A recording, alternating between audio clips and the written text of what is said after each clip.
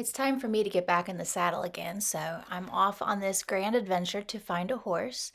And on this adventure is my friend Stacey. So this is what Stacey looks now, and I could blame this on Stacey and say it's all her fault because she put me on a horse in July. Really, in all honesty, it's probably my fault. So let's go through a little history. This is my first horse, Shadow, and flashback.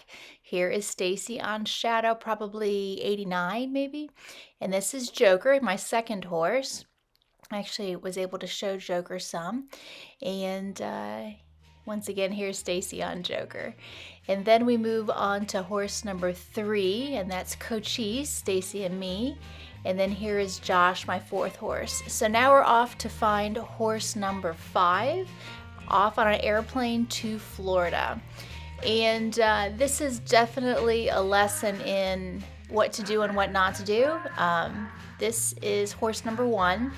I'm going to keep the horses' names and the trainers and all secret, but you saw that he kind of jumped off my leg when I asked him to trot. He went into canter. So I was a little nervous with this horse because he is very, very sensitive. But he's a great horse, 18 years old, Grand Prix level. And here's one of our things that we decided was we were going to make sure on the next horses that we got the trainers or the riders on them, because this horse does not look all that spectacular with me riding him. He looked fantastic with the trainer. You can hear him, the dogs barking in the background. He's completely non-reactive to dogs. And this is how easy the canter transition is from walk, and off he goes. Obviously, I am far rustier than he is, and really neat horse to ride, comfortable. I still was very timid with the aids, just because he was very reactive. I think that'll get better. Flying lead change right now, and here we come around, and we're gonna come around the corner here, and I'm gonna do, I think I do 3 flying lead changes, maybe just 2. But here goes the first one. He just did it. Then he goes back. Watch his hips swing to the right. That's how sensitive he is. I just slid my leg about an inch, and his hips jumped over. So after we saw horse number 1, we went to the WEC, as the cool kids call it, otherwise known as the World Equestrian Center in Ocala. Very cool place. Didn't get too many pictures. That's the other moral of the story, is we need to take better pictures, Stacey. But here we are on to the next morning, and this is horse number 2. So horse number 2 is a mare, and we're talking to the owner about lifestyle things, because the horse that I'm going to buy is going to be kept with another horse, just 2 horses together. But sometimes she'll just spin her. That place is just spectacular. So the owner was talking about how this particular horse gets very attached and gets upset when her friends go out and she doesn't get to. So I was a little bit worried about. Actually, I didn't even know about it. Stacey's figuring this all out for me. Oh, that could be. So Stacey's keeping the conversation light. She's kind of on a fact-finding mission. She's not just the friend that's videoing. So, anyways, Yeah, but if you're gonna show. Okay, so that was supposed to be a canter transition that didn't work from the trot. So I'm going to try from the walk, and it doesn't work either. A certain signal for the canter? Oh, so I think because my legs are longer, you're gonna feel like you have to put your outside leg back further, Okay. and then squeeze up with the inside leg by the girth. Okay. So can I just say I absolutely love the owner for saying what she just said. She just basically said, anyways, you heard her, that her legs were longer. She didn't say that my legs were shorter or that I was too chubby or anything like that. She was very kind about me riding her horse. This particular owner is very attached to this horse. This is a hard sell for her, which is always something that you want to figure out is why they're selling a horse. This particular horse is for sale because the rider is an eventer and she has eventing horses, and this particular horse isn't too keen on jumping, so kind of hard to be a 3-day eventer and jump. Try the canter a little bit. She seems completely fine with it. She's a fantastic horse. She just doesn't work for me because of lifestyle and how we want to stable her. But beyond that, training wise, she's great, 4th level. I get along with her real well. She reminds me of my second horse, Joker, which we don't fly is what you always do. We fly out of Orlando. Here's Stacey on the job again, setting up the schedule. If it's okay, if it works for you guys. I don't know where she's at thinking wise, but and we still have. It's just early. It's just trying to line up everything, just in case. Yep, I think it's a good idea. It's intrigued. I'm like, wait a second, hang on. All right, there's a nice transition. If you hear the cat meow, that's my real life cat at home, not at the farm. But yeah, no, I really did like this horse. Here now. And after you see all 4 of them, we see 4 horses, 1 on day 1 and then 3 on day 2. And then we go back and see the favorite horse for a second ride on day number 3. Blind lead change, it's a little awkward. So this particular horse, the rider usually wears spurs. I don't have any on, so a little bit awkward. Here's Stacey again. So this is farm number 3 and horse number 3. And we liked the farm, but we didn't take any pictures. So that's the theme of the story. We need to take better pictures. Really doesn't. She wants to. It's kind of hard to hear the trainer. She's in the background talking about why this particular horse is for sale.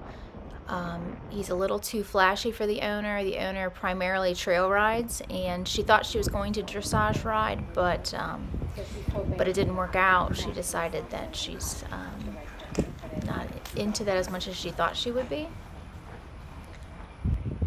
And he's a fantastic mover, so a little bit spooky though, as you can see there. So,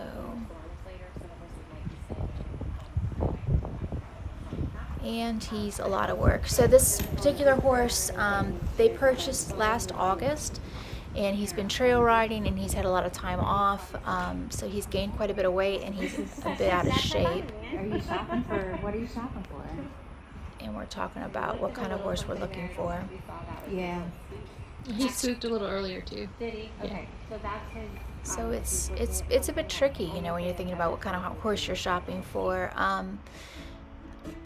I'm looking for a horse for my bronze, and this particular horse has the movement for it. He has the breeding for it. Yet, as somebody who's just coming back into the saddle after basically 30 years off, not gonna lie, that spookiness is not for me. And I am looking for a workout and to get in shape, but possibly not this much of a workout. He's a bit lazy and out of shape. I think once he got back in shape, the laziness would help, but he's definitely what you would call a kick ride. He does not want to go forward. And pretty soon we are off on our next adventure. This is farm number 4.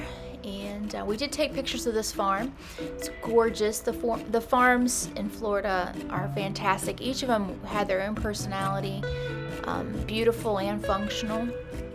So we just thought we'd take some pictures. Actually, it was Stacey's idea. Does that count? So on to horse number 4. Quality of the walk is quality of the canter. Yep.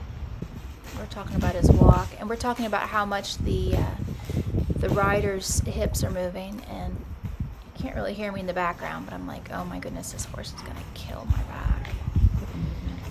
Mm-hmm. So, Kill my back. Mm-hmm. Look how much she's moving up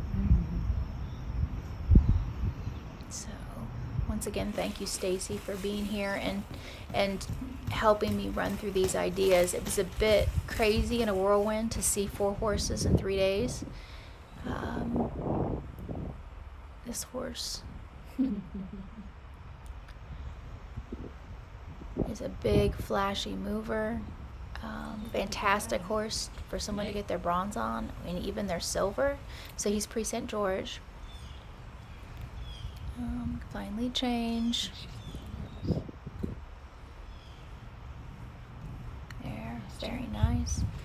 So the advantage of seeing her ride this horse, you can see how fantastic he is and how beautiful he A is. horse that you have to push, you know, is going to hide some things too. Pros and cons to both.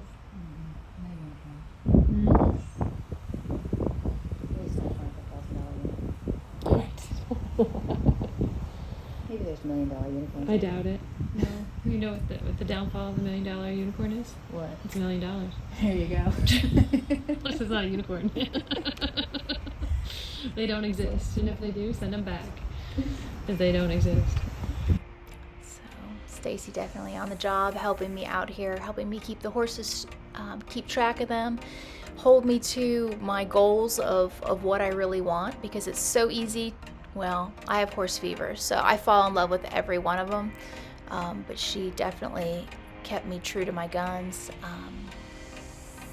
And I think this horse would have been a good fit for me if I was in a barn where I had a trainer and could take weekly lessons. But that's not my reality. So here pretty soon we're gonna go and we're gonna take the long drive. So not only did Stacey help me with keeping the horses straight, sensible, she's knowledgeable, kept me true to my goals and my wish list. She also was the driver, and I navigated with help of Siri. Holy cow, let's not forget that Siri saved us from driving right into a tornado warning. So we're driving along and Siri's like, would you like to divert for a tornado warning? We're like, yeah. And also many traffic jams. Gotta say something for Florida traffic. But yeah, I think, oddly enough, if I had the spurs and I could drive him forward into that bit and I had a trainer with me, you can't hear the owner. She's a young professional and she's coaching me all along the way. She does a fantastic job. But here we are on the road. We should have kept track of the miles, Stacey. But we drove 2.5 hours to get between horse number 2 and 3, another hour and a half between 3 and 4, and then now we're back on our way to Ocala so that we can get close to the horse, our horse that we're going to do for the second ride on the next day. But here we are, a little bit of a brain break. Oh my gosh. Bumps ahead. Alrighty. Why are there bumps ahead? Good question. Alright, here we go. Oh my gosh.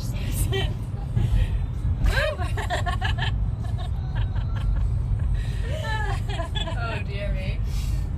Here's another one. There's no way to keep this fence steady. Nope. I don't have my seatbelt on. Nope. Oh my gosh. This is what you get when you take Stacey on vacation. Yeah, you take your ramp and speed bumps. All right, so probably no surprise, we're back for the second ride of horse number 1.